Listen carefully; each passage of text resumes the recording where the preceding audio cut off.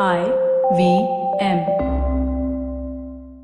Hey everybody, welcome to another amazing week on the IVM Podcast Network. If you aren't following us on social media, please do. We're IVM Podcast on Twitter, Facebook, and Instagram. We'd like to thank our sponsors this week, Paytm Money, for supporting the network. Guys, you should definitely check out some of the content that we're doing recently, which is somewhat COVID-related. Pawan's been doing an awesome job on the Pragati Podcast. All Thing Policy has also got a tremendous number of really, really great episodes about what's going on and the impact. We talk about this stuff on Cyrus Says, especially in the Cock and Bull episode. On Advertising Instead, Varun's had a couple of episodes where he's spoken about the impact of this, as is Karthik on the Filter Coffee podcast. And across the network, definitely do check it out. I'm sure you'll enjoy yourself. And with that, let's get you to your show.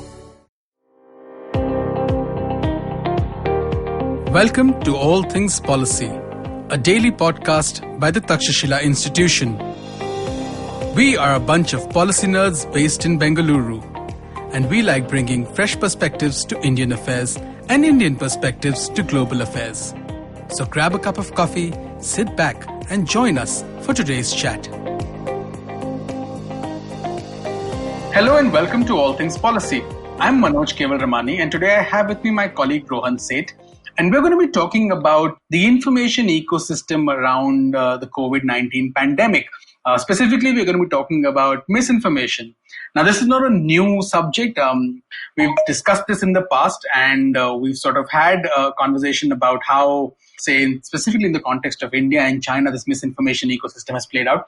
But there's a sort of broader issue at stake here. One is about how states are competing in terms of misinformation, and the other is far more fundamental. That's about how we value information, we as consumers, we as individuals. We've got plenty of news channels and news platforms around. There's lots of social media. And a lot of our conditioning is to have all this information available to us for free.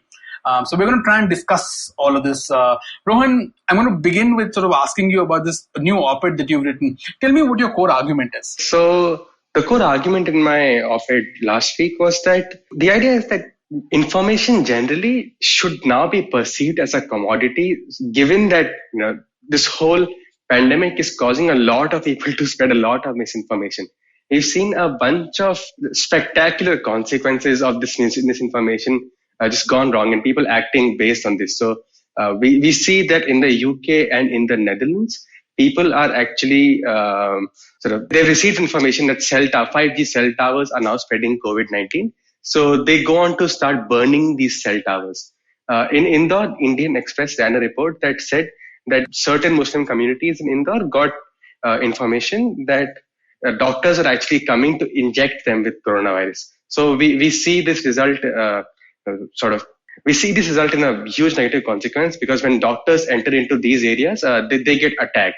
So we see that information is so valuable because we act on whatever we know. And that is sort of the core argument behind my article. So we need to see information as a commodity, and we need to start sort of treating it as such by paying for it, not by our privacy, but in actually monetary terms, because generally it might seem counterintuitive to pay for information these days, but historically we've been doing that. A lot of us have been subscribers to newspapers, and it's a similar concept, right? When you receive a newspaper, information is sort of curated for you, and most of what you read is credible. Quality journalism has a certain value attached to it, something that your WhatsApp feed doesn't necessarily have.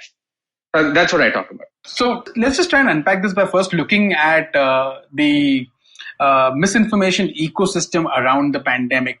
So we've had, obviously there's a big controversy with regard to the origin of COVID-19, which is, there's been so much disinformation around that from both not just states, so the US, China, but also from other sort of players. There was a recent study that came out from the EU, which is very critical about the Chinese and the Russian sort of attempts to manipulate information around the pandemic to suit their needs. And there is different forms of this, right? So one is where you try and seed doubt. Another is where you try and forcefully put together your point of view on something. So the seeding doubt could be in the context of X doctor, X study says that this came from this lab and this lab was studying something like that. Or like how the Chinese have been doing that. Well, there are so many cases in US Navy vessels. So was this a virus that the US soldiers were carrying around. Likewise, you could do something where you actually talk about, say, how you've managed to contain this virus, and that might not reflect the reality. But your numbers actually start to create a perception that, oh, actually the curve's flattened and things have improved. So there are many ways in which this can play out. What are some of the most damaging ways? Like you've spoken about the case where there was WhatsApp information about doctors intending to go and inject people with the virus as opposed to actually protecting them, and that was a bunch of nonsense. But it had an impact. What are some of the other ways that you've seen some of this misinformation play out? I think this is down to more of a value judgment than anything else. But the sort of the most, let's say, low grade way, but highly pervasive one that I've seen is how misinformation translates into perceptions. So the idea is that two people can interpret the same piece of information very differently, right?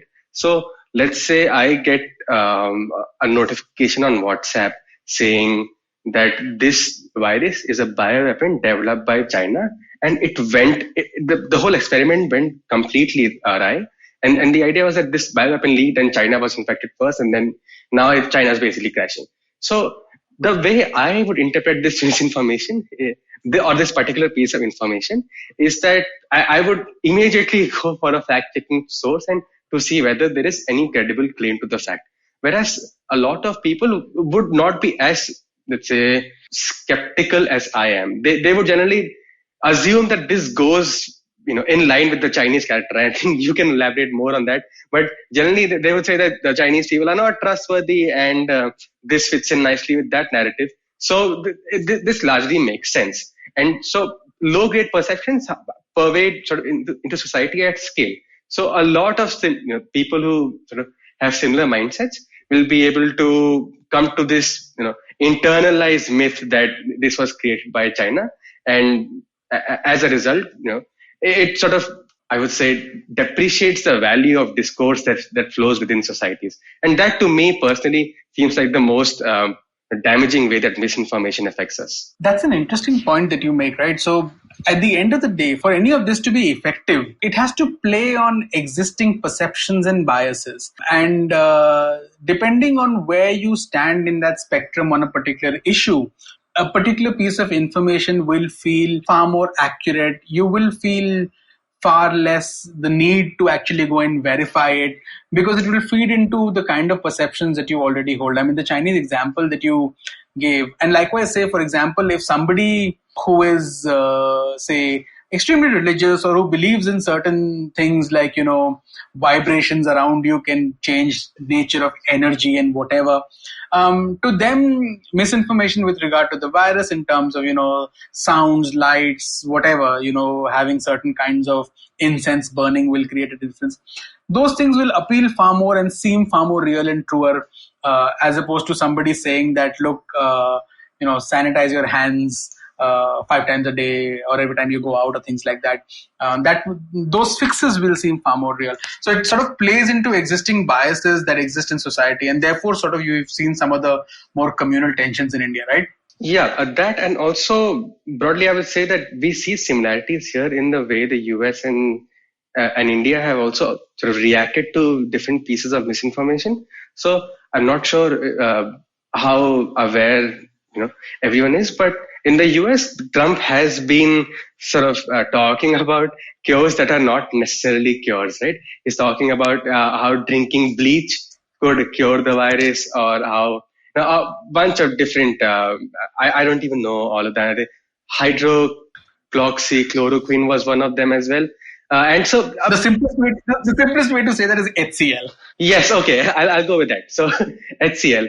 But regardless, I think so. There's been a bunch of hoax cures from the US, and in India, people have also followed suit. So if you remember back when the virus was still, not as prevalent, there was a theory that come summer, the virus is basically going to die out because it can't handle the heat, and because India has tough summers, it's not going to spread in India. So scientists repeatedly kept saying that we do not have enough information to say that this statement is true. But at the same time, you remember when our Prime Minister talked about lighting candles and as a support to healthcare workers. I'm not sure what the messaging behind that was, but I imagine it was to support healthcare workers. Yeah, I mean, that was that the lighting candles was to largely do with essentially communicating with each other that we are in this thing together and there will be light at the end of the tunnel. Essentially a hopeful message as opposed to anything else. On WhatsApp, at least it got translated into a way that this is a masterstroke, because if you light enough candles, the temperature will rise by 9 degrees or something of the sort.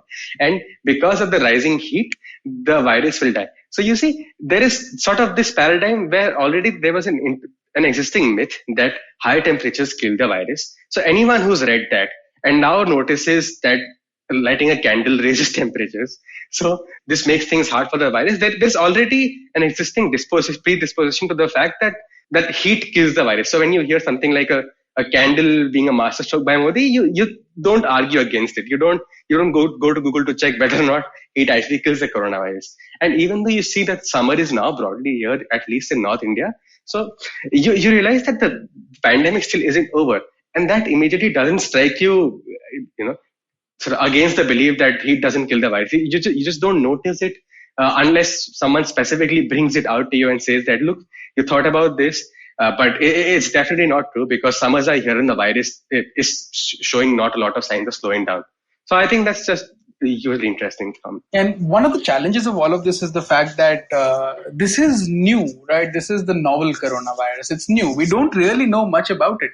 And any of these processes where you do tests and you start finding out things, you understand the structure, and you sort of figure out what works, what doesn't work, how the virus behaves, how it mutates. All of these things usually take years.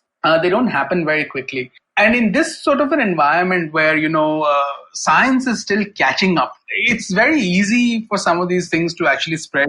And for you to even be able to say with authority that, so for example, like you said, at the moment, we still don't know whether, temperatures have an impact. We still don't know whether the virus reacts differently with different ethnicities.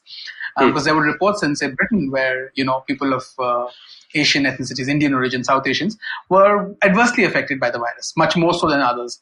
I don't know what credibility there is in that report, but or what sample surveys are there and whatever. But because we don't know enough about the virus in terms of how it behaves, because it is so new, it's very easy for more of this to spread. And it's very difficult to actually debunk some of this stuff, right? Yeah, and so this basically brings us perfectly into the segue of how we get our information matters, and generally about the information diet that we have, right? So according to me, and this is something that I've been feeling for the past few months now, I have become a lot more conscious of the information I consume.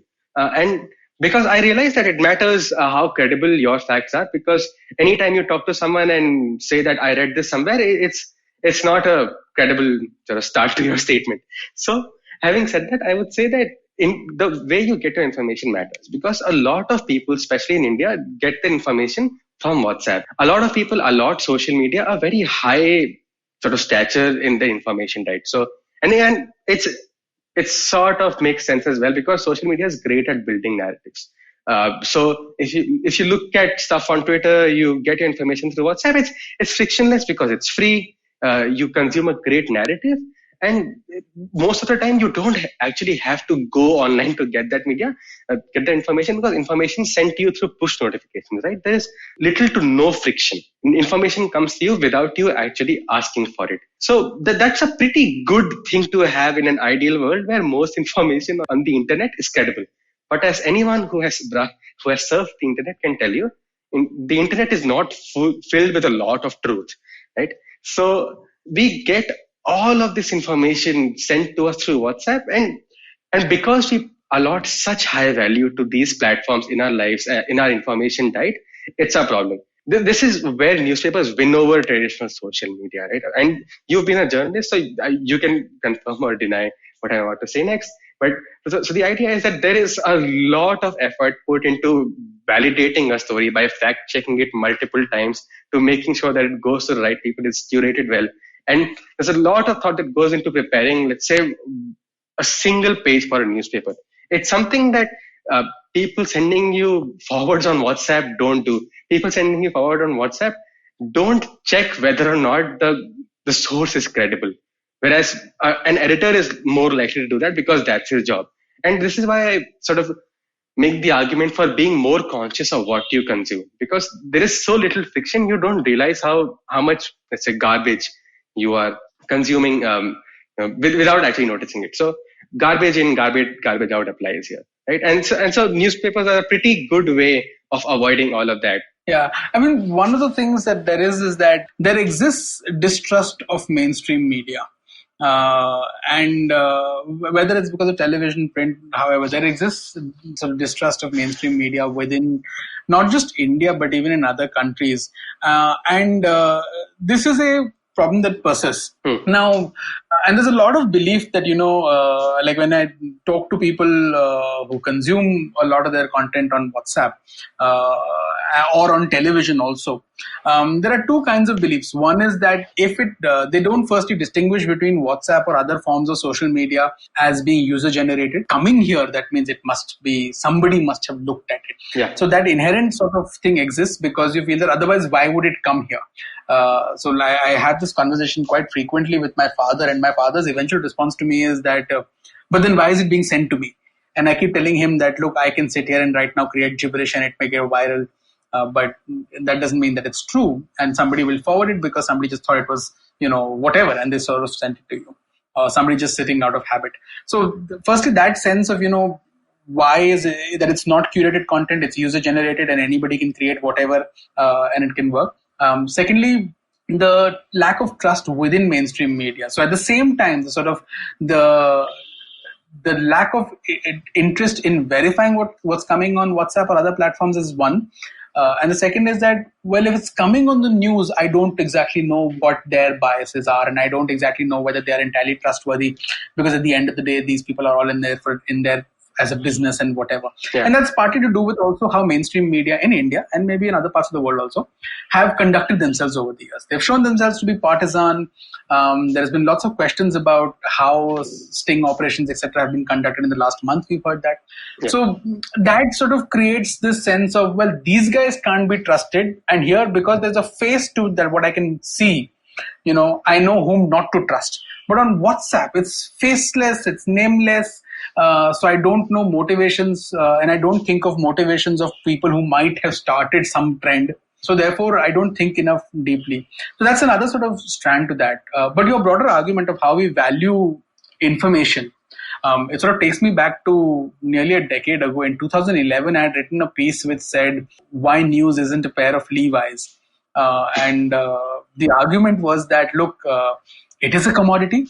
But it's a different commodity. It can't be customized to your needs and to suit you. You need to look at uncomfortable things also and look for more things also.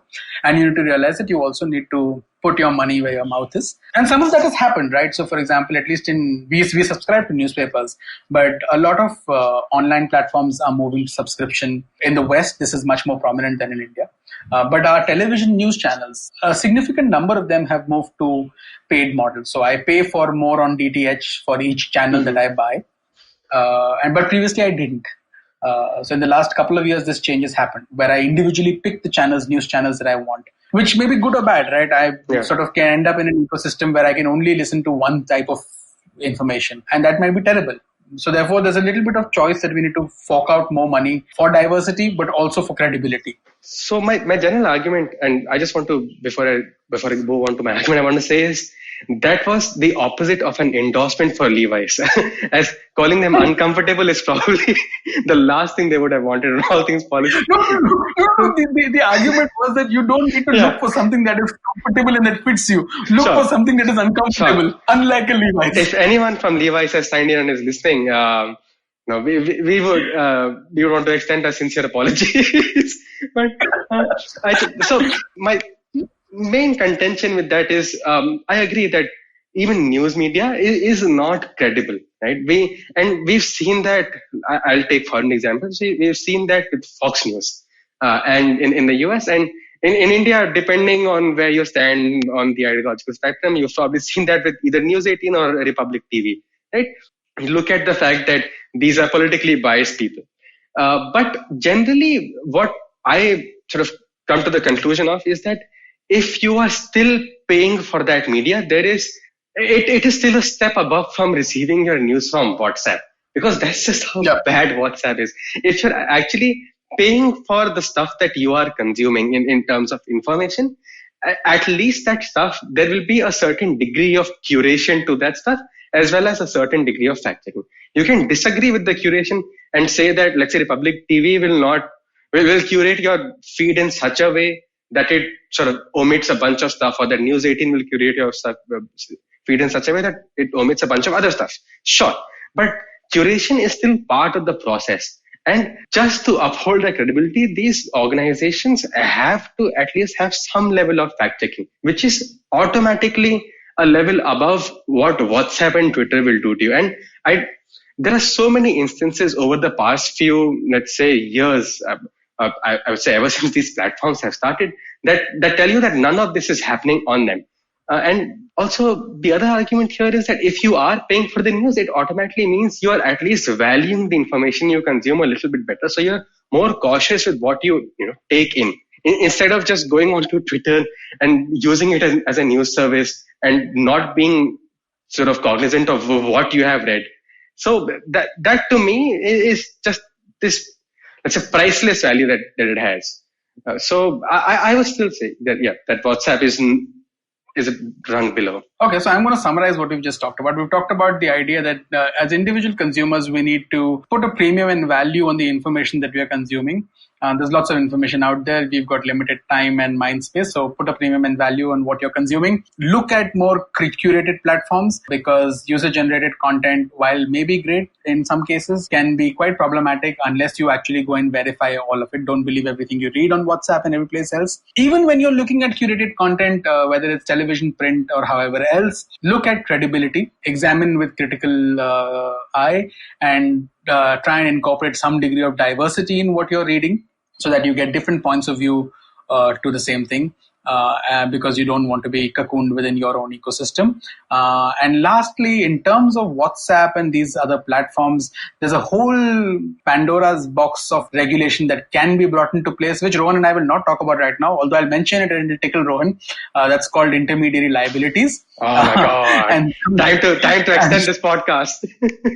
And someday we'll sit and talk about that also and how that plays a role. But at least for today, when it comes to the information that you're receiving in and around the pandemic, listen to the experts, listen to the government on laws, norms, regulations with regard to the lockdown and what can be and what can't be opened and how you should be moving around.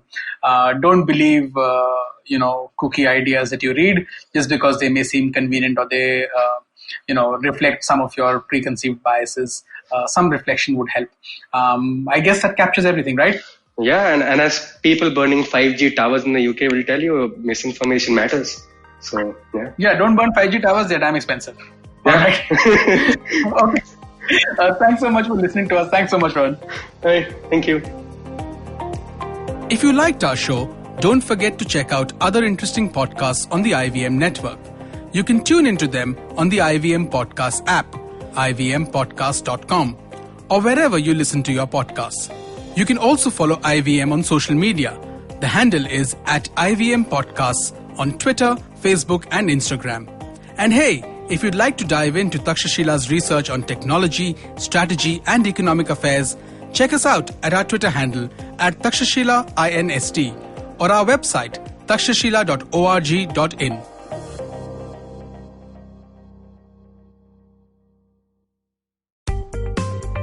Hi, my name is Anupam Gupta. I'm B50 on Twitter. I am the host of Paisa Vaisa, the show that talks money.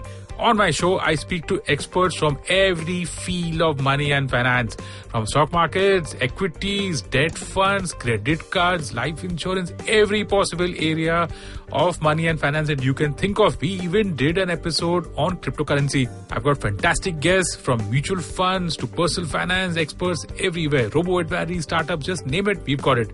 At Paisa Vaisa, we help you make smart decisions about money. You work hard for money. Now make your money work hard for you. New episodes out every Monday, and you can listen to my show on the IVM Podcast app or any other podcasting app that you have.